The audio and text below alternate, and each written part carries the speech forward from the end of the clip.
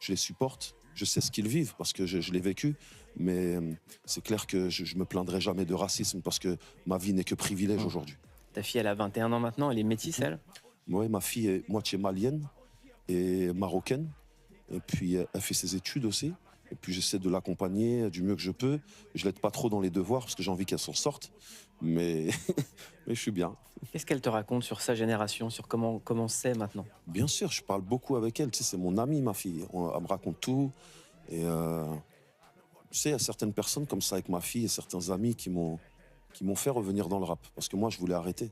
Tu vois, quand j'avais ce contrat sur ce bureau, je voulais arrêter de faire du rap. J'en avais marre, tu vois, je voulais plus. Et je sais pas, ils Mais comment m'ont... tu gagnais ta vie? Hein? Comment tu gagnais ta vie? Ah, tu vois, depuis le début de ma carrière, j'ai jamais été un gros flambeur, tu vois. J'ai toujours fait des petits investissements à gauche, à droite. À 30 ans, j'avais déjà une dizaine d'appartements qui se louaient à Paris, que j'avais fini de payer. Donc Fouini était vraiment propriétaire? Ouais, ça, depuis tout jeune, j'ai commencé à investir et à faire. Et puis, je voulais vraiment arrêter, quoi. Je te jure. Et puis, je sais pas, il me faisait écouter toute la journée du rap français, des nouveaux artistes. Et je ressentais une grosse frustration en les écoutant parce que je savais que je faisais mieux et que je pouvais faire mieux.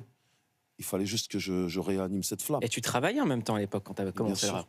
Peu de gens le savent, mais il y a plein de rappeurs qui ont des jobs à côté de leur activité. Bien sûr. Moi, j'ai le souvenir à l'époque, j'étais journaliste chez Radical. On devait faire une interview ensemble à tes tout débuts.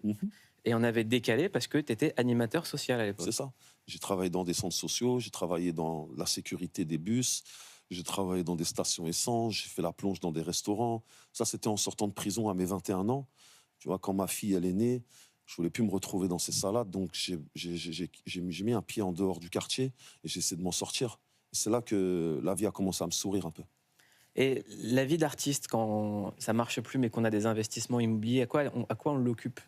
Franchement, ça a été une période de ma vie très calme. Je restais à la maison, je faisais beaucoup de sport. J'ai remarqué, et puis, j'écrivais, je lisais beaucoup. J'essayais de m'occuper comme je pouvais. Mais c'est vrai que c'est compliqué pour quelqu'un comme moi, qui est un artiste qui aime créer. Donc c'est compliqué. T'aimes aussi l'image. Lafouine, c'est un personnage. Tu l'as toujours revendiqué. Il y a Laouni d'un côté et Lafouine de l'autre. Il y a même un album qui s'appelait Lafouine versus Laouni. Et ce qui faisait qu'on reconnaissait tous Lafouine, c'était ton fameux... Ta petite barbichette. Elle est passée où? Oh, tu sais, avec le temps, on grandit, tu sais. Avec le temps, on mûrit. Et puis, Dieu merci, aujourd'hui, avec ce Bercy rempli. Et puis, ce deuxième, je suis content qu'aux yeux des gens, je suis resté bien plus qu'une barbichette. Une simple barbichette. Elle te prenait combien de temps, la barbichette? C'était long c'était une galère. C'était une galère. Je faisais même un brushing avec, tu vois, pour qu'elle soit bien lisse, après que je puisse l'attacher. J'étais comme une pétasse, tu vois.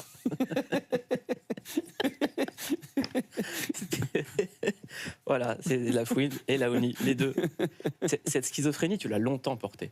Mais je l'ai toujours. Entre, d'un côté, j'ai la foi et j'essaie d'avoir des bonnes actions, et de l'autre, en fait, je fous le bordel, et t'as même dit que tu faisais du rap inconscient.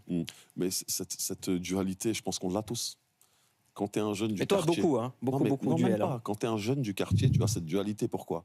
Parce que le vendredi, tu vas à la mosquée pour prier avec tes frères, et le samedi, tu descends dans leur cité pour te bagarrer avec eux. Donc au final, cette dualité, tous les jeunes de quartier l'ont. Ils aiment bien faire leur petit trafic, mais ils aiment bien respecter leur maman, et puis être quand même des bons croyants de temps en temps. Donc on a tous cette dualité en nous. C'est quelque chose que j'ai ramené avec moi du quartier, en vrai. En ce moment, les jeunes dans les quartiers sont ravagés par ce fléau qui sont les RICS. Et souvent, c'est des problèmes intercommunautaires. Qu'est-ce que toi, tu as à dire à cette jeunesse-là